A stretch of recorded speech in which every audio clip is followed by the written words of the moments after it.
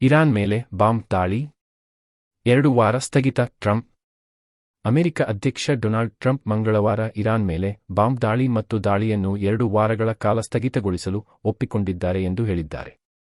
Washington ಮತ್ತು Tehran ನಡುವೆ ಮಧ್ಯವರ್ತಿಯಾಗಿರುವ ಮತ್ತು ಇರಾನ್ ಯುದ್ಧದಲ್ಲಿ 2 ವಾರಗಳ ಕದನ ವಿರಾಮವನ್ನು ಕೋರಿದ್ದ ಪಾಕಿಸ್ತಾನದ ನಾಯಕರೊಂದಿಗೆ ತಾವು ಮಾತನಾಡಿರುವುದಾಗಿ ಟ್ರಂಪ್ ಹೇಳಿದ್ದಾರೆ.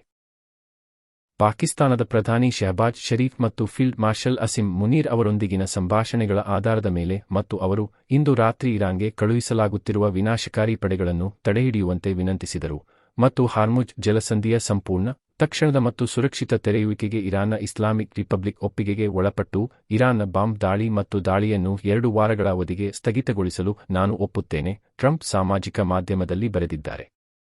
ಇದು 2 ಬದಿಯ ಸೀಸೆಫೈರ್ ಆಗಿರುತ್ತದೆ ಎಂದು ಟ್ರಂಪ್ ಹೇಳಿದರು. ಇರಾನ್ನಿಂದ ಅಮೆರಿಕವು 10 ಅಂಶಗಳ ಪ್ರಸ್ತಾವನೆಯನ್ನು ಸ್ವೀಕರಿಸಿದೆ ಮತ್ತು ಇದು ಮಾತುಕತೆ ನಡೆಸಲು ಕಾರ್ಯಸಾಧ್ಯವಾದ ಆಧಾರವಾಗಿದೆ ಎಂದು ನಂಬುತ್ತೇನೆ ಎಂದು ಟ್ರಂಪ್ ಹೇಳಿದ್ದಾರೆ. ಬಾಂಬ್ ದಾಳಿಗೆ 2 ಪುಟ್ಟ ಮಕ್ಕಳು ಬಲಿ.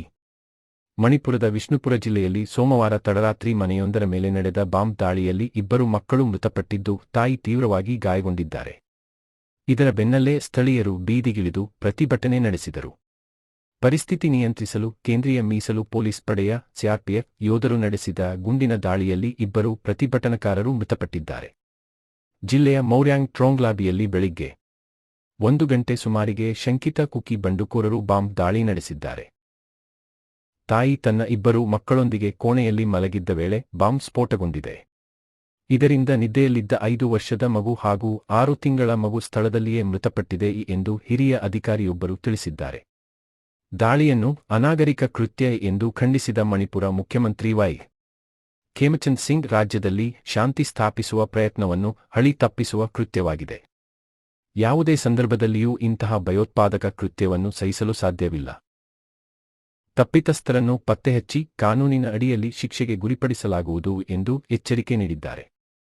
ತೀವ್ರವಾಗಿ ಗಾಯಗೊಂಡ ತಾಯಿಯನ್ನು ಇಂಫಾಲ್ನ ಖಾಸಗಿ ಆಸ್ಪತ್ರೆಗೆ ದಾಖಲಿಸಲಾಗಿದ್ದು, ಮುಖ್ಯಮಂತ್ರಿ ಭೇಟಿ ನೀಡಿ ಮಾಹಿತಿ ಪಡೆದುಕೊಂಡರು. ಗಾಯಗೊಂಡ ತಾಯಿಗೆ ಅತ್ಯುನ್ನತ ಮಟ್ಟದ ಚಿಕಿತ್ಸೆ ಕಲ್ಪಿಸಲು ಎಲ್ಲ ರೀತಿಯ ಕ್ರಮ ಕೈಗೊಳ್ಳುವಂತೆ ಅಧಿಕಾರಿಗಳಿಗೆ ಸೂಚನೆ ನೀಡಲಾಗಿದೆ ಎಂದು ತಿಳಿಸಿದರು. ರಾಜ್ಯದ ಪ್ರತಿಯೊಬ್ಬ ನಾಗರಿಕರನ್ನು ರಕ್ಷಿಸಲು ಸರ್ಕಾರ ಬದ್ಧವಾಗಿದ್ದು, ಶಾಂತಿ ಸ್ಥಿರತೆ ಕಾಪಾಡುವ ನಿಟ್ಟಿನಲ್ಲಿ ಎಲ್ಲ ರೀತಿಯ ಕ್ರಮಗಳನ್ನು ತೆಗೆದುಕೊಳ್ಳಲಾಗುವುದು. ಸಾಮರಸ್ಯ ಕದರಲು ಪ್ರಯತ್ನಿಸುತ್ತಿರುವವರ ವಿರುದ್ಧ ರಾಜ್ಯದ ಜನರು ಒಗ್ಗಟ್ಟಿನಿಂದ ಇರಬೇಕು ಎಂದು ಕರೆ ನೀಡಿದ್ದಾರೆ.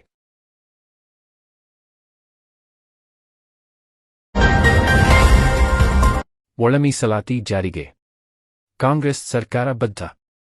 ಒಳಮೀಸಲಾತಿ ವಿಚಾರವಾಗಿ ಕಾಂಗ್ರೆಸ್ ಸರ್ಕಾರವು ಅತ್ಯಂತ ಪಾರದರ್ಶಕ ಮತ್ತು ಬದ್ಧತೆಯಿಂದ ಕಾರ್ಯನಿರ್ವಹಿಸುತ್ತಿದೆ. 101 ಪರಿಶಿಷ್ಟ ಜಾತಿಗಳಿಗೆ ಜನಸಂಖ್ಯೆಗೆ ಅನುಗುಣವಾಗಿ ನ್ಯಾಯಸಮ್ಮತವಾಗಿ ಮೀಸಲಾತಿ ಹಂಚಿಕೆ ಮಾಡಲು ನಿರ್ಧರಿಸಿದೆ ಎಂದು ಕೆಪಿಸಿಸಿ ಪರಿಶಿಷ್ಟ ಜಾತಿ ರಾಜ್ಯ ಸಮಿತಿ ತಿಳಿಸಿದೆ. ಸಚಿವರಾದ K H. Muniyappa, G. Parameshwara, H C. Mahadevappa, Priyank Kharge, R B. Timmapura, Shivaraj Tangadagi, Rudrappa Lamani ಹಾಗೂ ಶಾಸಕರು, ವಿಧಾನಪರಿಷತ್ ಸದಸ್ಯರ ತೀರ್ಮಾನದಂತೆ ಒಳಮೀಸಲಾತಿ ಜಾರಿಗೆ ಸರ್ಕಾರ ಮುಂದಾಗಿದೆ ಎಂದು ಮಂಗಳವಾರ ದಾವಣಗೆರೆಯಲ್ಲಿ ಸಮಿತಿಯ ಅಧ್ಯಕ್ಷ ಆರ್. ಧರ್ಮಸೇನ ತಿಳಿಸಿದ್ದಾರೆ. ಪ್ರವರ್ಗಗಳ ಹಂಚಿಕೆಯ ರೋಸ್ಟರ್ ಸರಿಪಡಿಸುವ ನಿಟ್ಟಿನಲ್ಲಿ ಸಚಿವ ಸಂಪುಟ ಸಭೆ ನಿಗದಿಯಾಗಿತ್ತು.